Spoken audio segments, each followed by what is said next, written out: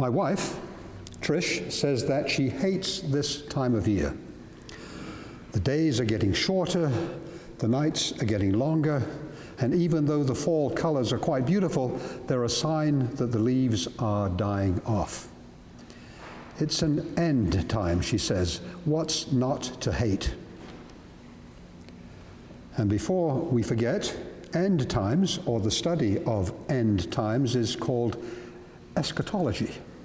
And I know I spoke a week or two ago about not using long words. Eschatology is so much fun to say you can't help but include it.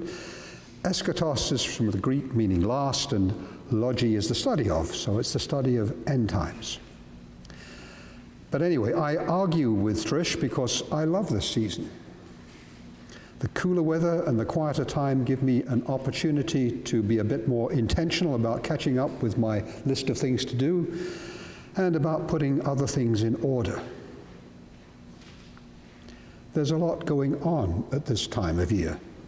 The clocks will change next Sunday on November the 5th, which is, coincidentally, I never forget, November the 5th is Guy Fawkes Day. Remember, the 5th of November, gunpowder, treason and plot. I see no reason why gunpowder treason should ever be forgot. And Guy Fawkes was the guy who plotted to blow up the Houses of Parliament in London on November the 5th in 1605, on the day that King James I would be there to open a new session of Parliament. You might say that Guy Fawkes wanted to bring about a special end time. And by the time the plot was discovered, Guy Fawkes and his companions had planted, they say, at least 36 and maybe as many as 50 barrels of gunpowder, which is really thinking eschatologically, which is really thinking eschatologically, right. And the prospect of November the 5th always reminds me that my brother's birthday is on November the 4th. He'll be as old as Moses on November the 4th this year. He was born when King George V was on the throne. That would be King Charles's great-grandfather. My brother is so old. And of course, before then, there's Halloween on October the 31st. That is All Hallows Eve, All Souls Day, when we are invited to pray for the departed, to pray for all the good souls who have left us in charge of everything. All Saints' Day follows on November the 1st, when we reflect as well on saints past and present and draw strength from them and begin again our own pilgrimage. And then there's November the 11th, Remembrance Day, and because I'm the padre to a local branch of the Royal Canadian Legion, I'll be with a number of people outside, whatever the weather, and we'll be on parade at precisely 11 o'clock to be still and silent for those 2 minutes to remember the sacrifices made by so many young men a generation or two or three ago. And without question, I'm sure everyone there will be intensely aware of the present-day fighting in Ukraine, in Israel, and in Syria, and soon they say in Armenia. So the mood this year will be eschatological, that unless victory and peace come before Armageddon, we'll all be in serious trouble. It's a very disturbed and disturbing time.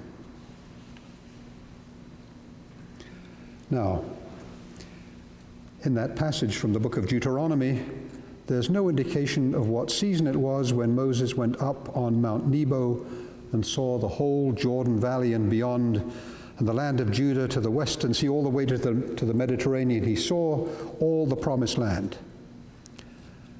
But the verses we heard read this morning are the very last lines in the book of Deuteronomy. And thus they are the last lines in those 5 books, the Pentateuch of Genesis, Exodus, Leviticus, Numbers, and Deuteronomy, the last lines of the Torah. And the Torah, I think, is supposed to be the totality of Jewish teaching. So the Torah ends with the death of Moses. God has led him to the promised land and shown him the promised land, but kept him from entering it. All very eschatological. And it's easy to imagine how infuriating that passage must be to Palestinians that God promised the land they claim to the Israelites. Those few square miles must be some of the most fought over property anywhere on the planet. I seem to remember that the city of Jerusalem has been besieged and overrun on no less than 19 separate occasions. It's a bitter and biting and sad territory that people there are unable to live alongside one another without hatred and vengeance and thoughts of murder. There really is blood everywhere in Israel, as there was in Jesus' time. In Jerusalem, there was a Roman occupation, a servant Jewish administration, a rebellious underground movement with aggrieved Samaritans and Philistines at the borders. And in this stew pot of animosity and mistrust, Jesus is still being accosted and tested. How does today's gospel passage begin? When the Pharisees heard that he had silenced the Sadducees, they gathered together, and one of them, a lawyer, asked him a question to test him. And of course, it would be another of those loaded questions that I talked about last week. Teacher, which commandment in the law is the greatest? Now, everyone knew Moses' 10 commandments, and likely the other 613 commandments that are spelled out in Genesis and Exodus, but Jesus ignores all of them and answers with an old Jewish cry. You shall love the Lord your God with all your heart, soul, and mind. This is the first and greatest of the commandments, he said, and the second is like it, you shall love your neighbor as yourself.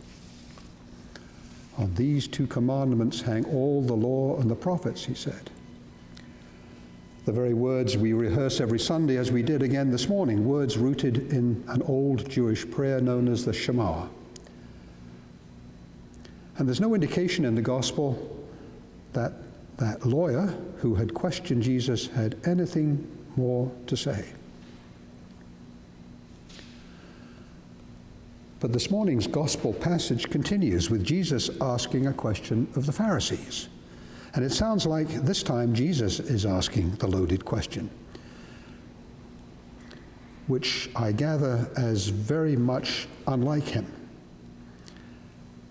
The scholars say it's altogether too clever and sophisticated that Jesus should pose a riddle for the Pharisees to trip over and fall into.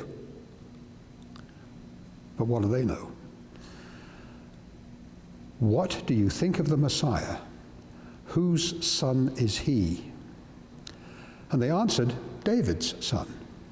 That is one of David's line, a successor to the great King David of the 10th century BC. That's who the Messiah will be. And while everyone in Israel was waiting for the promised Messiah, there was no assurance that the Messiah had arrived. But Jesus, using some lines from Psalm 110 as a device, sets this riddle before the Pharisees. If David actually called him Lord, as in Psalm 110, if David actually called him Lord, how can he be his son? I mean, what king calls his son Lord? And no one was able to give Jesus an answer, nor from that day did anyone dare to ask him any more questions, it says, as if that's the end of it. No more talking, no more cross-examination, and it gives a sense of finality that is really powerful, threatening. It's as if to say, if we can't shut him up with words, we'll use some other means. Let this be an end to it. It's very eschatological. And of course, Jesus is in real danger. And talking of end times, we're coming closer to the end of the church year. The last Sunday after Pentecost is on November the 26th, and the following Sunday is the first Sunday in Advent and the beginning of the run-up to Christmas. The last Sunday after Pentecost is the 26th Sunday after that feast. And all of those Sundays and all those other days from May to November are said to be part of the church's ordinary time. And I think I've spoken here in the past about ordinary time. It's unlike Advent or Christmas or Lent and the Easter seasons.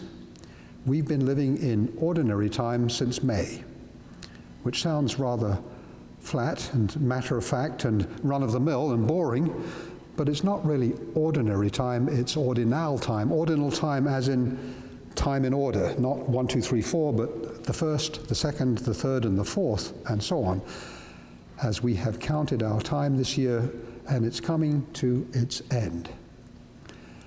And things are being called to account. Now, last weekend, and yesterday, and the day before, I watched some of the final games of the World Rugby, or the Rugby World Cup, once every 4-year competition for that cup. And this year, 2023, the tournament was held in France, with the preliminary games held in towns across France, and the quarterfinals and the semifinals and the final held in Paris. And there were teams from all those rugby-playing nations: France, Fiji, Australia, Wales, Ireland, South Africa, New Zealand, Argentina, New Zealand. They were all represented by the very best teams they could produce, and the men were fit, able, and all profoundly determined. But despite their skill and their team's efforts, all but one team was beaten. One after another, they're knocked out. And it was distressing to see how upset the men were at losing. I mean, these are big, brave men, shouldn't cry. It wasn't enough that they'd come so far, but they judged themselves failures when they lost that last game. And the final was yesterday, when New Zealand lost by 1 point to South Africa. The Republic of South Africa won 12-11. And the game was full of drama. There were yellow cards, a red card even, served on the captain of the New Zealand team, and I fear the poor man will never live it down. And we watched a succession of missed opportunities and of great plays, and it was a triumph of speed and aggression over spirit and opportunism. Really a clash of giants.